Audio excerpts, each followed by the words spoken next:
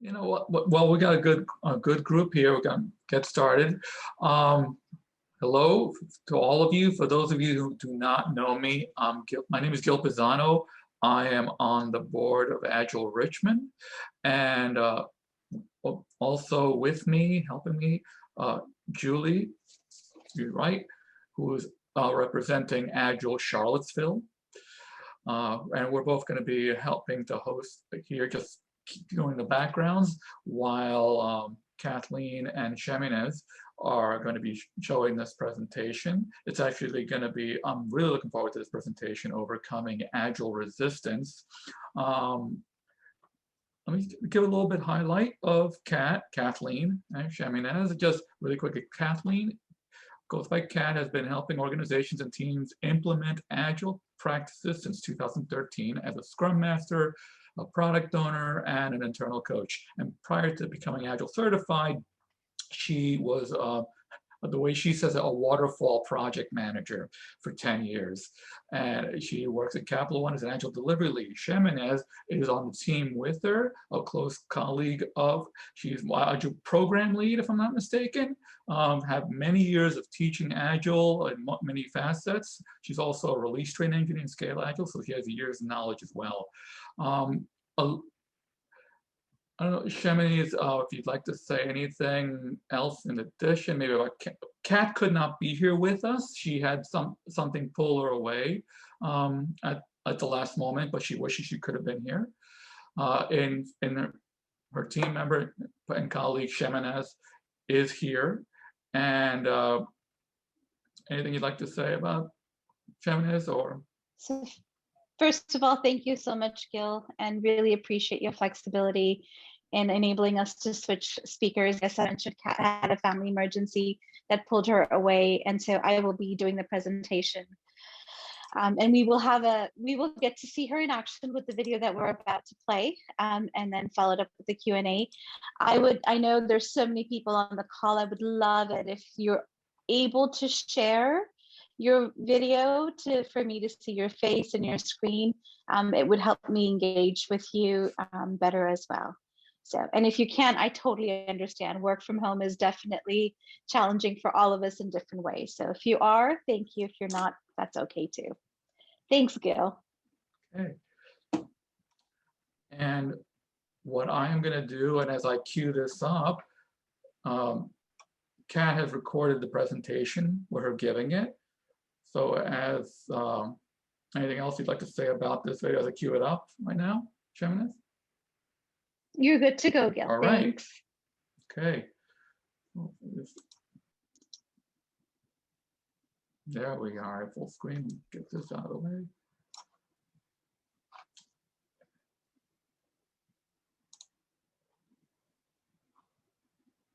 Hello, and welcome to my presentation on overcoming Agile resistance. Thank you for joining me today. My name is Kathleen Flax, and I am an Agile delivery lead, or an AKA Scrum Master, at Capital One in their Technology Operations Center. I have worked at Capital One since 2008 in various roles, but mostly in project management. First leading projects using waterfall or traditional project management, and then most recently using Agile in the last 6 to 7 years. In my experience, I have often encountered reluctancy or even negative responses when Agile is being introduced to a new area or a new team. I've also heard we're not developers, we don't need to use Agile. I've spent my career in various organizations across Capital One, including an Agile transformation office, and I have gone through many ups and downs with rolling out Agile to new teams. There are a lot of Agile misconceptions out there, and it makes teams that are new to Agile, and mostly sometimes even just operational teams, very reluctant to adopt this framework despite the major benefits of using it. But it is possible, and that's what I am here today to show you. So in this presentation, we will review the different types of resistance that exist, I will help you to understand the top reasons for these resistance options. I will share my own Agile journey and experiences at Capital One. I will then enable you with some tips and ways that you can break down resistance and its barriers. And then we will go to a live Q&A session at the end of the presentation. So thank you for joining me, and we will jump into the presentation. So the first thing that we are going to review is the types of resistance that exist. Now, these are general types of resistance, not specific to Agile, but just general types that you will actually see whenever any kind of change is presented to a team or employees in an organization. The first one that we're going to talk about is logical and rational resistance, and that is actually related to time and effort. And it occurs when someone thinks through what their actual time and effort will be in order to adjust to a specific change. So they will take into consideration, do I need to learn a new job skill, or, et cetera, et cetera. If someone thinks that that time and effort is too great, they will resist, even if it may benefit them in the long run. So the top signs that you will see when someone is resisting in this form of resistance is grumbling about the fact that it's going to take too much time. It'll take away from the work that they're doing in order to take on this new kind of work. The extra efforts to relearn. You may hear things such as, well, now we'll have to go through training and this is just too much to take on. What about my current workload? How is that going to be affected? And people also begin to worry how much this change is going to affect their working conditions or their normal day-to-day routine that they're used to having. So when we start talking about Agile ceremonies, there may be resistance and grumbling about, okay, well, now we're going to have all these new meetings and that's going to take time. So these are just examples of one of the most common forms of resistance. There are two others that we're going to review next. The next one is called psychological resistance. And this type of resistance is basically based on emotion and attitude. Employees may fear the unknown. They don't know what Agile is, and this is a whole new ballgame to them. They may mistrust leadership or management, or they may feel that their security is threatened. So even though management may believe that there's no justification for these feelings, they are very rational to employees. So it is important to be aware of these feelings and to address them if possible. And so psychological or emotional resistance may show up in one or more of the following ways. You'll see a very low tolerance to change, any kind of change, small or large. Obviously, fear of the unknown is another sign that you will see where people are starting to question. I don't know what this is going to bring to us. I'm just not sure. You will see this type of resistance in distrust, whether that is among other team members or a distrust of management or leadership, even the Scrum Master. And then you will also see the desire for status quo. They just like things the way that it is, and they are not interested in having any kind of change. So that those are just signs to keep an eye out for psychological resistance. And then the last one is called sociological resistance. And this is probably the one that you're going to probably see the least, but it can occur. And it is typically not related to an individual, but rather to the common values and customs of a group or team. And so there may be individuals on a team that are willing to change, but they won't because there's peer pressure from the group that they are members of. So I'm going to give you an example, and this is more about maybe like a picketing line, right, where workers are joining their coworkers on the picket line, but there are a few that are really, really apprehensive about being there. They don't like crossing the line. They don't like maybe they're petrified about, losing their paycheck, or maybe they're going to lose their job if they do this. But they also have that pressure, that sociological resistance to not do it, because they want to be part of the group. They don't want to let their team down. They have a vested interest in that relationship with their team, and they don't want to ruin that. So their desire to retain that relationship is more important than going against the norm. So that is the last that's the last resistance type that we will review. And keep these in mind as we go through the next few slides and talk about agile resistance, because you will see those themes pop up. So agile resistance and why.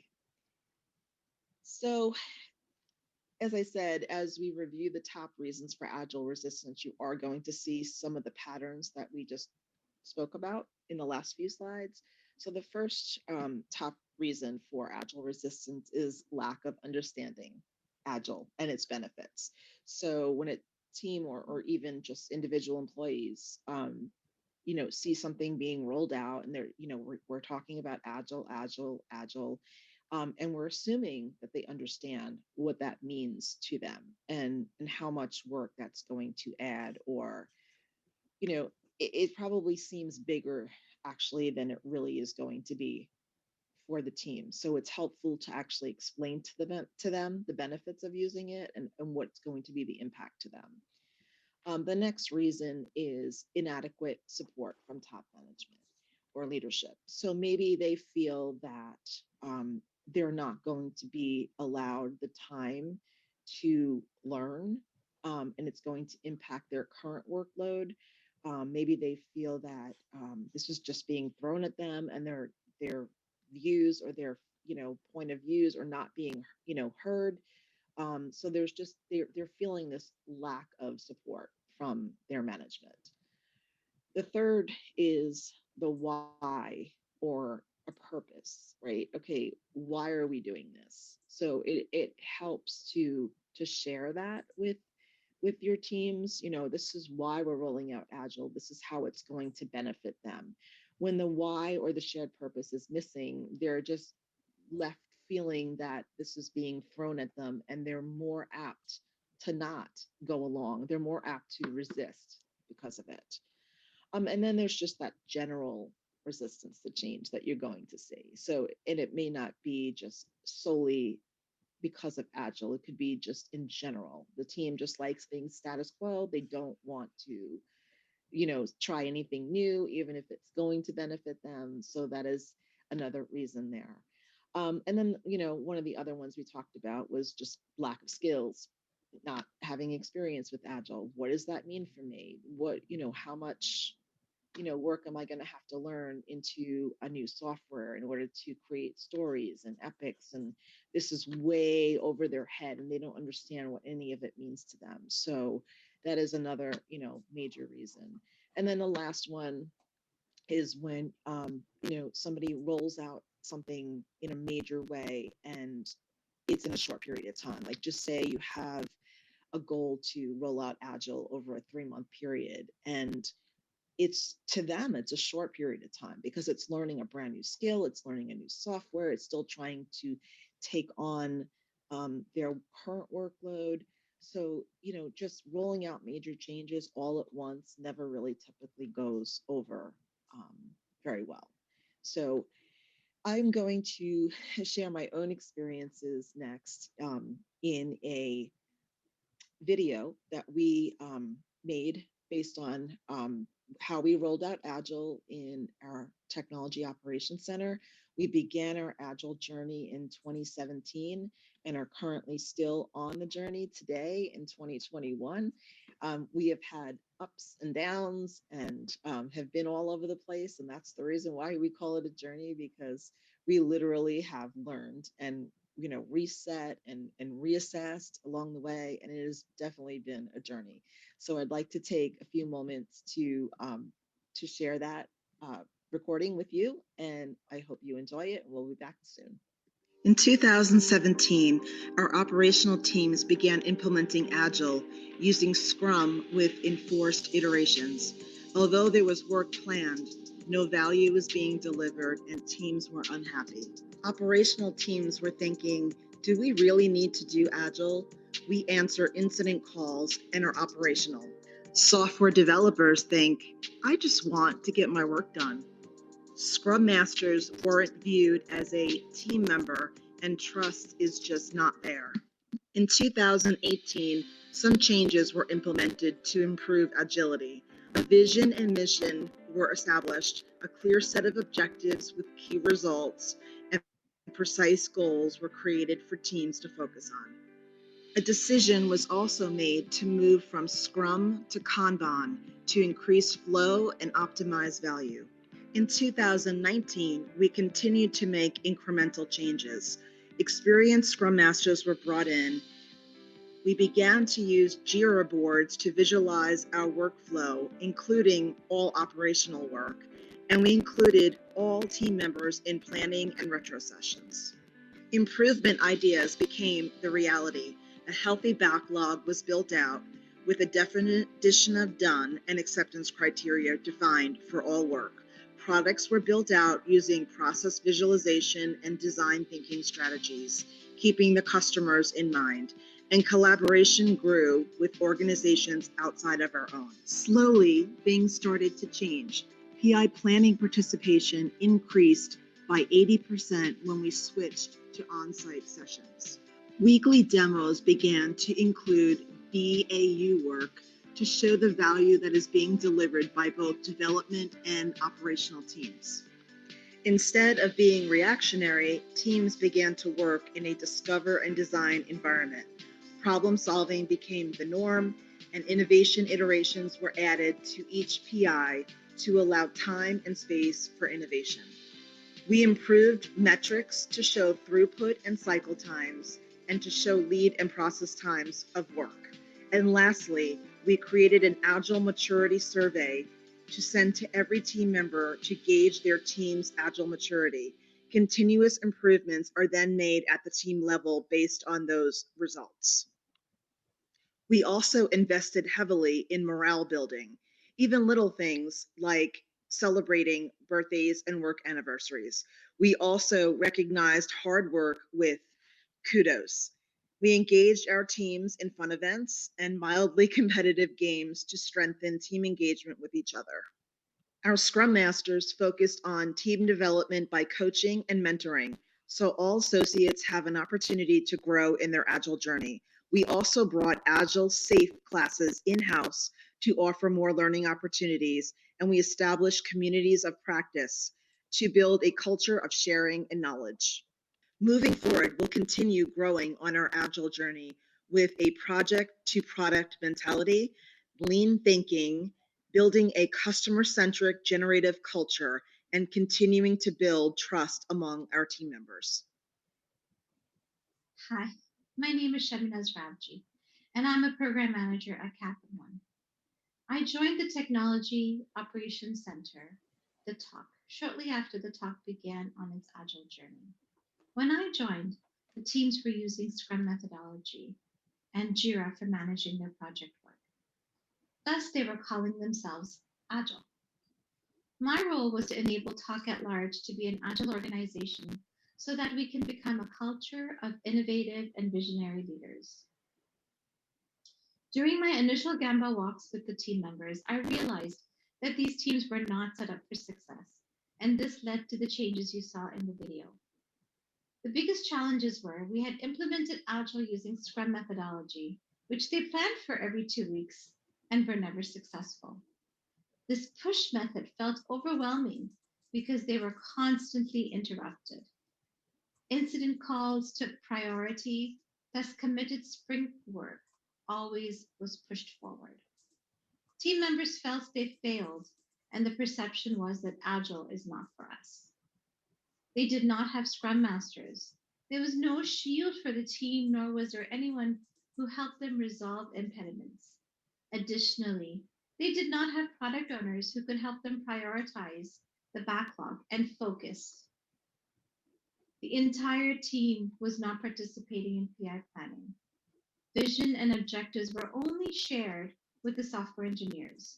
Yet everyone, including the operational teams, were responsible for delivering on the vision. With these observations, we began our Agile transformation journey and created a roadmap to help this organization truly become Agile.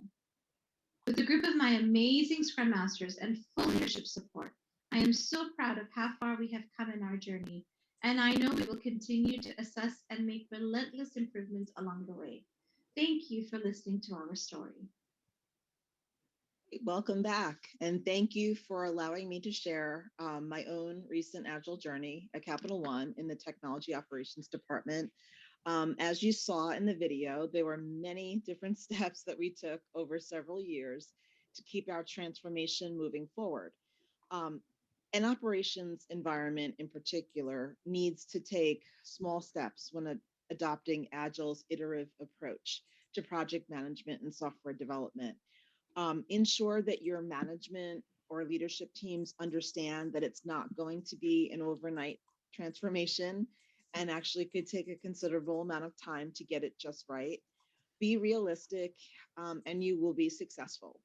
And so the next couple of slides, we are going to talk through some steps that you can take to transform your organization or make improvements.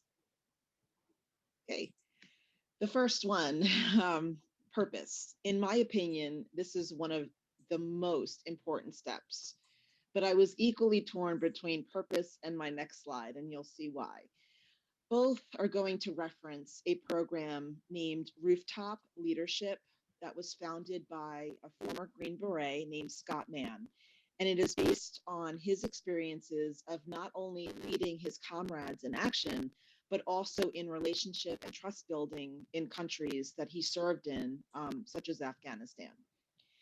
In his program, Scott reiterates over and over that we as humans are meaning-seeking creatures that require a purpose in order to help us to keep moving forward. Humans need to know the why or the purpose, and success often rides on this simple, basic technique, but so many people forget and they leave out this little piece. Communicate the purpose of moving to Agile or the need to improve what you're already doing, and make sure to include expectations such as we expect everyone to participate in all ceremonies or et cetera, et cetera. Just make sure expectations are laid out clearly. People will be much more apt to go along for the ride when they understand the need or the why or the purpose. I'm going to share my next slide, and that is assessing if there's trust with your teams.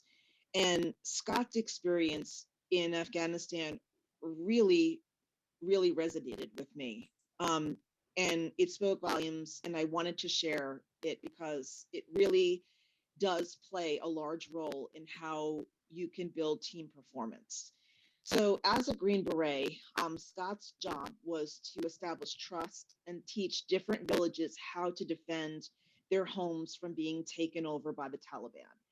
And as you can imagine, building trust with people that don't speak the same language with you and are extremely suspicious of why you are there in their country is probably difficult at best. So what did they do, his team? They didn't talk the talk, they walked the walk. And every single night, Scott and his team would climb on the rooftops of the village houses and engage in hours of firefighting with the Taliban to defend the village. Night after night, the same thing. They would climb up on the roofs, they would firefight with Taliban, they would protect the village homes, and repeat the same thing the next day. And this went on for quite a while. And then one day, something different happened. One of the village elders, who was extremely trusted by others in the village, climbed the ladder and joined them on one of the rooftops. And he wanted to learn how to protect his village, and he began to learn their techniques in doing so. And he came back night after night, and eventually they were joined by a new elder and another until all of the men in the village and even some of the women were up there defending their own village. So in this situation, what worked? Well, what worked was that they actually showed the village that they were really there to help them by defending their homes. And it actually brought the walls of distrust down. Now, you're probably wondering, why did she share this story? Well, trust is an absolute requirement of any good relationship, particularly for a healthy workplace relationship. Without trust between a scrum master and the team, or a product owner and the team, or even just among team members, you will quickly have walls go up. Communication will be muddled and work performance will start to decline. In my experience, building a relationship on a human level first with my team members has helped me to build trust and psychological safety with them. I make it a priority to engage on a human level. I uncover their working preferences or what is important to them. It really means a lot to others when you first recognize them as a person and not just a worker. It has allowed my team members a safe space where they are open and honest. They are comfortable sharing their opinions without fear of reprisal, and this has provided them a space to grow. Remember, one of the reasons for resistance is the lack of psychological safety. So providing this safe space and building this trust and showing them that you are there along with them side by side for the ride will provide them and this team a solid foundation, and it will grow your team's performance. I guarantee it. That is the reason why I shared that very important story, and I hope it resonated with you as much as it did with me. The next thing that you can actually do is understand that you should never apply an out of the box solution.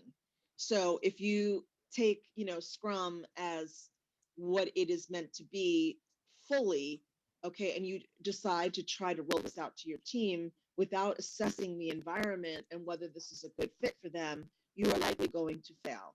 So the benefits of Agile, include quick adaptation to changes and, moving products to production much more quickly, but it also includes being responsive to customer feedback. And it is not, hard to see how these methods can be applied to other business functions as well. So understanding that not every Agile process can be applied to every single team is key. Before you quickly choose Scrum or Kanban or Scrumban or whatever Agile method you land on for your organization or teams, research, research, and understand the various available options and select the most appropriate method that will not only resonate with your teams, but support your goals or your purpose. And you will be much, much more successful. Okay. A key word I like to use often is assess. And when I say assess, I mean assess first, last, and in between all along your journey. What's going to make the most sense for your environment? Reassessed. Do you have the right people in place to lead teams through this transformation? Is leadership going to show they are going to lead by example and show how success looks from the top down? Are they going to be involved? And continue assessing throughout your journey. Always ask, is this working? What would work better? It is okay to keep assessing and to make changes along the way. That is all about what Agile is, okay? Making changes and adapting and being on the fly when you need to. So don't hesitate to change things if things are not working right. The next step is educating. You will lessen confusion if you educate your teams. And I know that sounds simple enough, but I cannot begin to tell you how many areas that I have worked in where half of the teams just did not understand the purpose of stand-ups or grooming of the backlog. They didn't understand the Agile lingo. So just understand right off the bat that not everyone understands how Agile works or even what Agile is. And it will quickly become a thing that slows your entire transformation down. So I suggest setting up some learning workshops, whether you pre-record them or hold them live. It's still essential to show them, what they need to know and how to create stories and how to, whatever tool you're using. We use Jira at Capital One, how that actually works, where they can find it, how they, can open an Epic.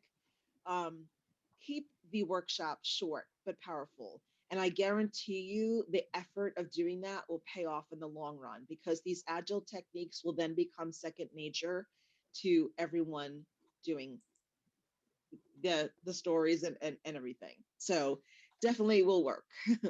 The next one is, and I highly recommend this, take it slow.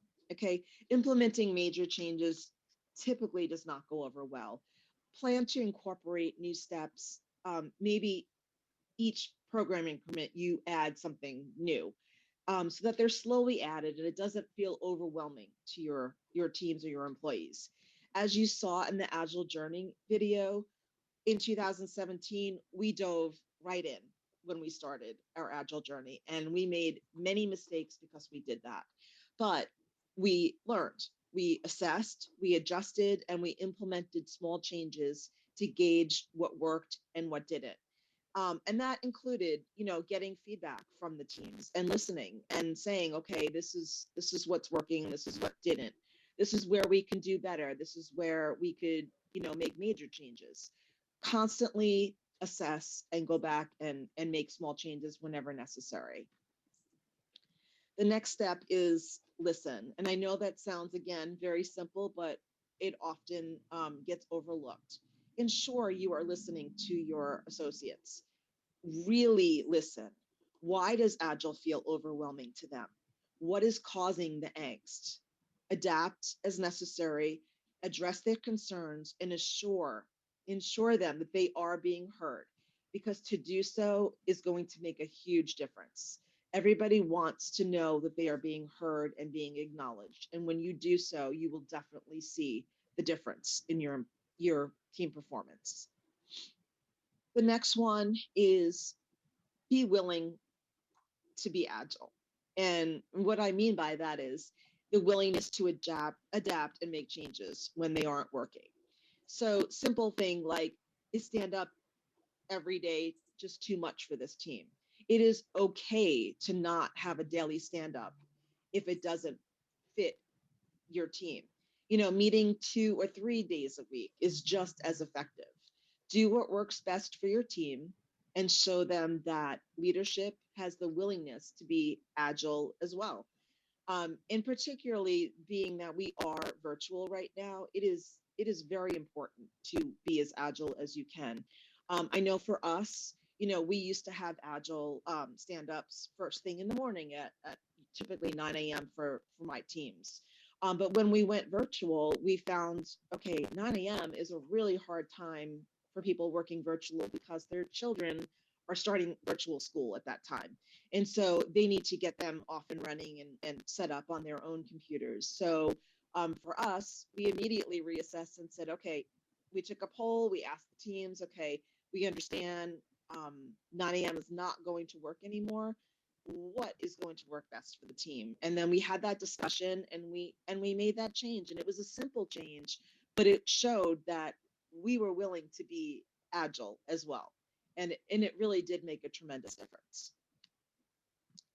The next step is, besides having a purpose, successful teams have to have clear and measurable goals to work towards together. So team goals are key for keeping everyone aligned and working towards the same aims. But they also allow people to have some autonomy over their work. They understand what they need to do. Everyone is clear. They're going in the same direction. And you won't have to, constantly be looking over them and watching what are they doing? Are they working towards this? Blah, blah, blah.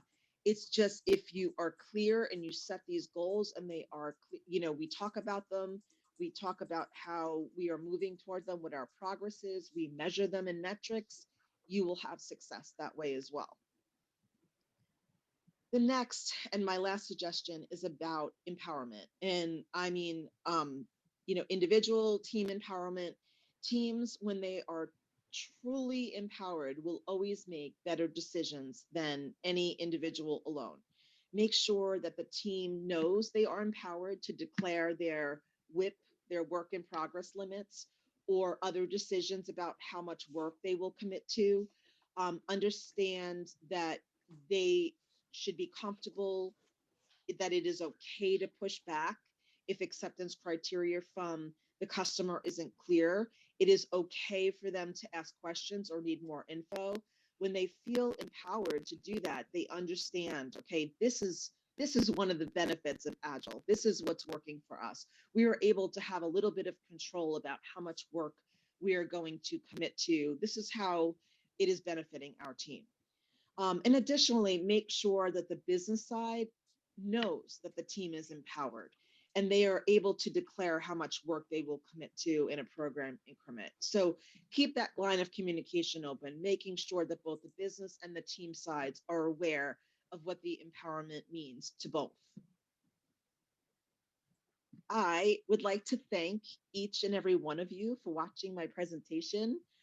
My contact information is on the screen. If you have any questions that I don't get to in the Q&A session, please feel free to reach out to me at any time. I don't mind. You can email me. I'm on LinkedIn, but I don't use it as much as I probably should.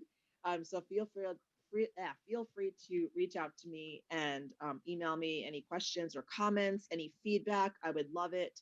I will see you in the live Q&A portion, which is coming up shortly, and we will address your questions there. Thank you again. I really appreciate you joining me. Take care. All right.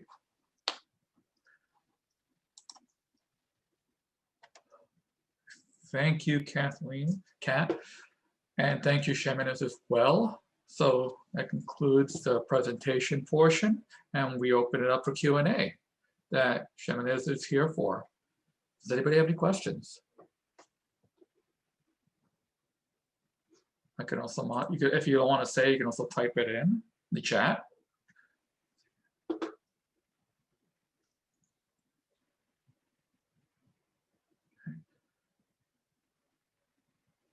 And Kathleen and Sheminaz's contact information is in the chat right now, so you have it there.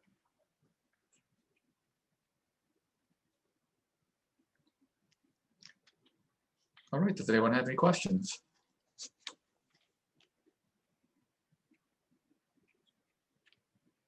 Thanks, Caroline. Yes, I'm glad. Anything you want to share specifically that helped your team? I would say the most helpful piece would be learning to be agile and not just do agile. That mindset really is what kind of took us off from the slow grow and the plateau that we were at.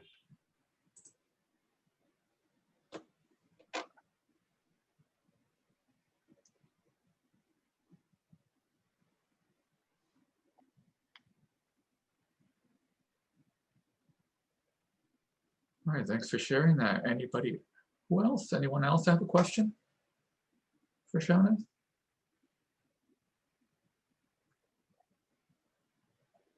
A question. I'd like to know a little bit more about what it looked like when you moved to Kanban from Scrum, and how did you teach those concepts, and were you successful in getting them to limit their WIP? That's an ongoing journey. Great question. When we switched from Scrum to Kanban, it felt very natural to them because it was not working anyhow. So a change was extremely welcomed, right? They felt empowered, like she mentioned in this on the video, where they could pull in work rather than just selecting work that kept on moving from sprint to sprint, because obviously with incident management systems, if there is a problem, they have to focus on that. So it allowed them to create that fire lane, but then also know that there's something steady that they can continuously work on unless something came up and took priority.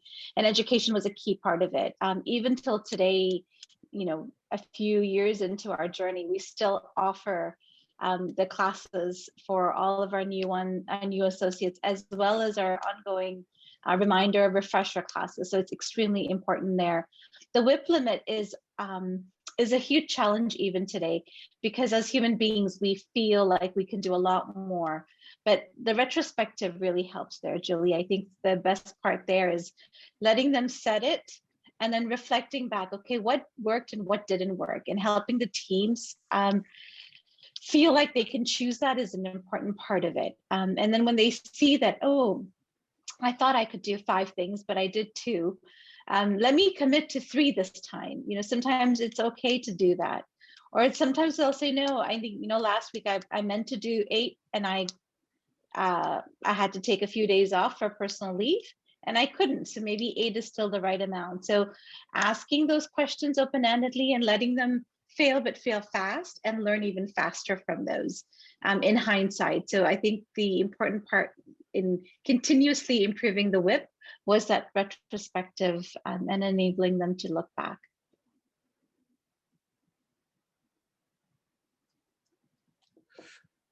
Sheminaz, can you, I got a question. Can you give what we heard about that trust factor in that story from the Green Beret in Afghanistan?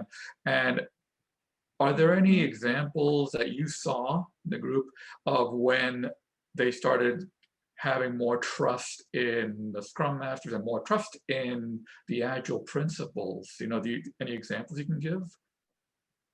Absolutely. I'm going to put a few members of my team that are on here.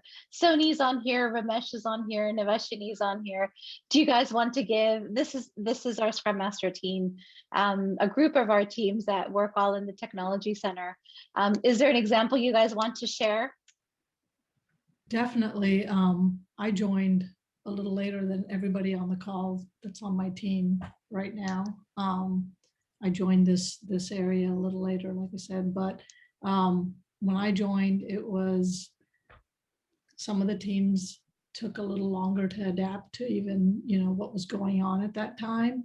But the more I worked with them, the more learnings that I was able to provide, the more time I spent with them, getting to know them. And like Kathy said, to customize, what that team was looking for, to really understand how they work was so important. And once I was able to give them that, I was able to get something back too, right? So they started listening. I started getting the product owner's trust because I understood what their pains were and they understood what I was trying to, like the state that I was trying to get them at, because it's an operational setting. Yeah, and I think like being in the trenches with them is the biggest thing. Getting, going and sharing with them the pains that were happening were the best thing that my teams could have done or have done, right? And so it's the whole facet of when they're on an incident call or when they're having an issue and it's high stress, or when something has failed and it's high stress, just being there, listening through it, empathizing with them. And then after the fact saying, hey, what could we have done differently? Of course, not during that session, but afterwards, like, were there certain things, certain gauges, certain alarms, certain monitors we could have put in place to help us next time? And when you start speaking and understanding and appreciating it, they feel like, okay, this person's here to help me, not just tell me what to do.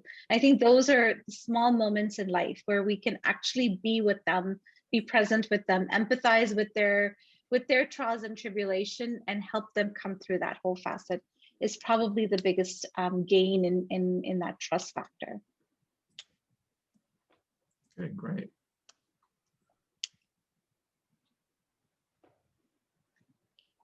Thank you. Any other questions from anyone?